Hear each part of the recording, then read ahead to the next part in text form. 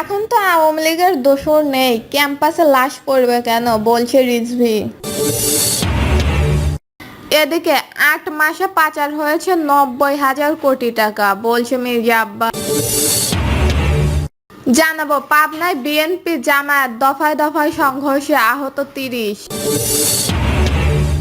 এবং সর্বশেষ জানাবো আশুলিয়ায় এনসিপি ও বৈষম্য বিরোধী নেতাদের ওপর হামলায় আহত ৮। শুনছেন সংবাদ শিরোনাম, এবারে বিস্তারিত। এখন তো আওয়ামী লীগের দোসর নেই, ক্যাম্পাসে লাশ পড়বে কেন, বলছে রিজভী।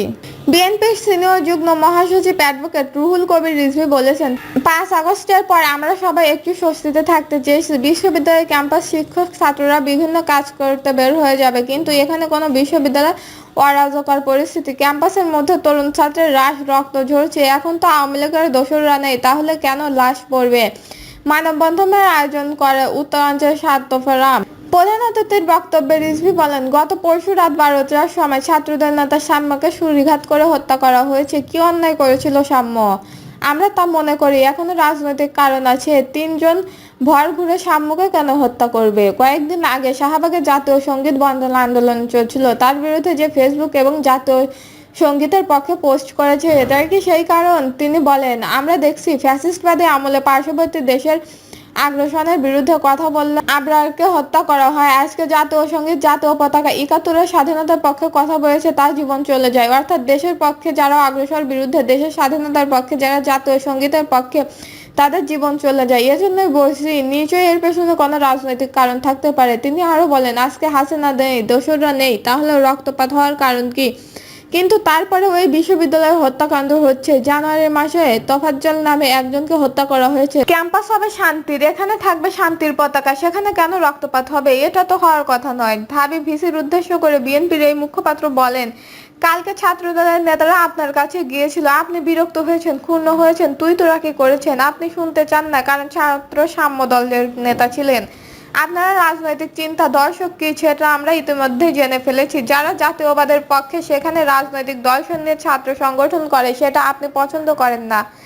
আপনার উচিত ছিল প্রথমে সাম্যকে দেখা এবং প্রয়োজনীয় ব্যবস্থা নেওয়া, কিন্তু আপনি তা করেননি। ভাইস চ্যালেঞ্জারের যদি নিজ দর্শকের প্রতিষ্ঠা করার কাজে নেমে যায়, তাহলে বিশ্ববিদ্যালয় কখনোই শান্তির বয়ে আনবে না। জগন্নাথ বিশ্ববিদ্যালয়ের শিক্ষার্থীদের আন্দোলন প্রসঙ্গে ছাত্রদলের সাবেক এই নেতা বলেন, আপনারা কাদের প্রতিনিধিত্ব করছেন সেটা জানি না, আপনাদেরকে আমরা সমর্থন করেছি, এখনো করেই যাচ্ছি, কিন্তু এনসিপি যখন যমুনার দিকে যায় তখন তাদেরকে সাদরে বরণ করেন। ৩-৪ দিন আগে দেখলাম আওয়ামী লীগের নিষিদ্ধের দাবিতে তারা গেলেন, তাদের সাদরে বরণ করলেন। আর জগন্নাথ বিশ্ববিদ্যালয়ের ছেলেরা তাদের আবাসনের জন্য গেছেন, তখন তাদের উপর উপহার দিলেন লাঠিচার্জ, tear gas, sound grenade.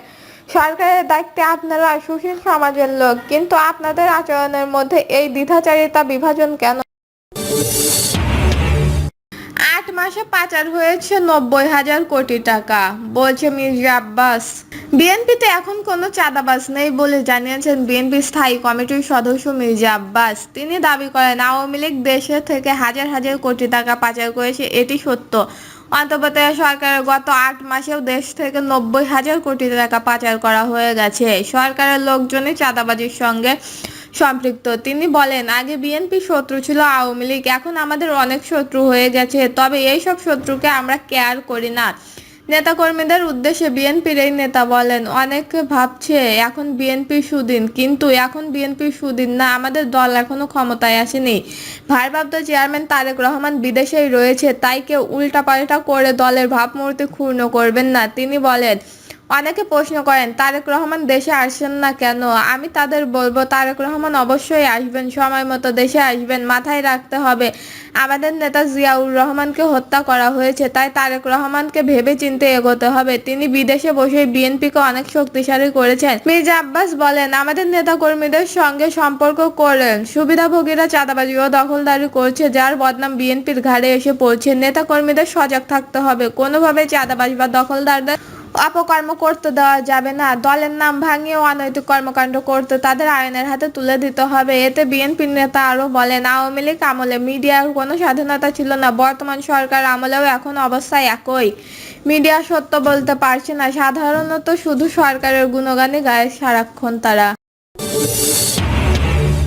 Pabna BNP Jamaat দফায় দফায় সংঘর্ষে আহত ৩০। পাবনায় আটঘরিয়ায় একটি কলেজের ম্যানেজিং কমিটির নির্বাচনে মনোনয়ন ফর্ম তোলা নিয়ে বিএনপি ও জামায়াত নেতাকর্মীদের মধ্যে দফায় দফায় ধাক্কা পাল্টা হওয়া এবং সংঘর্ষ হয়েছে। এই সময় উত্তরদলের অফিস ও কয়েকটি মোটরসাইকেল ভাঙচুর করা হয়।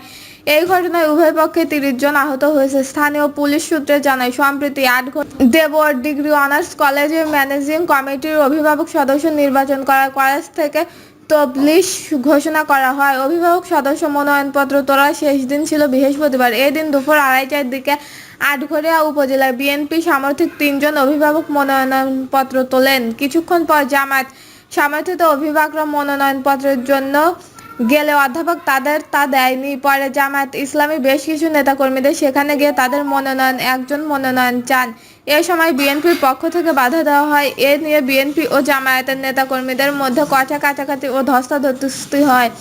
বিএনপির নেতাকর্মীদের জামায়াতের নেতাকর্মীদের মারধর করেন। খবর পেয়ে বিকাল ৫:৩০টার দিকে উপজেলার বিভিন্ন স্থান থেকে জামায়াত ইসলামী ছাত্র শিবির সহ অঙ্গ সহযোগী সংগঠনের নেতাকর্মীরা সমর্থন দেবোত্তর বাজার জড়ো হন। তার বিক্ষোভ মিছিল নিয়ে দেবোত্তর বাজার ঘুরে উপজেলা বিএনপি কার্যালয়ে হামলা চালান এবং অর্ধশতাধিক মোটরসাইকেল ভাঙচুর করেন। প্রতিবাদে রাত ৭:৩০টার দিকে বিএনপির কয়েকশো নেতাকর্মীদের বিক্ষোভ মিছিল বের করে বাজার প্রদক্ষিণ করার পর উপজেলা জামায়াত ইসলামী কার্যালয়ে হামলা চালায়। এ সময় উভয় পক্ষের মধ্যে পাল্টাপাল্টি সংঘর্ষের ঘটনা ঘটে।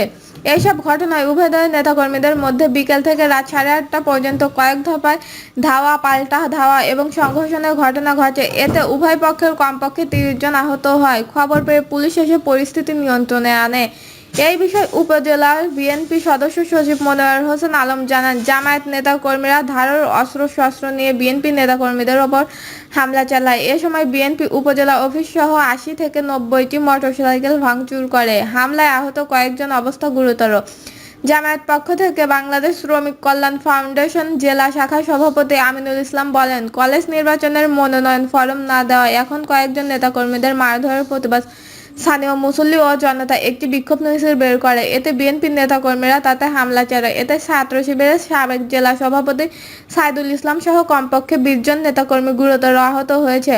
আটঘরিয়া থানার ওসি শফিকুজ্জামান জানান, দেবরায় ডিগ্রি কলেজ কমিটি গঠনকে কেন্দ্র করে জামায়াতের পক্ষ থেকে প্রথম বিএনপি অফিস ও মোটরসাইকেলকে ভাঙচুরের ঘটনা ঘটে। এ নিয়ে শুরু হয় দুই পক্ষের সংঘর্ষ। পরে জামায়াতের অফিস ভাঙচুর করে আগুন ধরিয়ে দেওয়া হয়। এই পরিস্থিতি শান্ত এখন।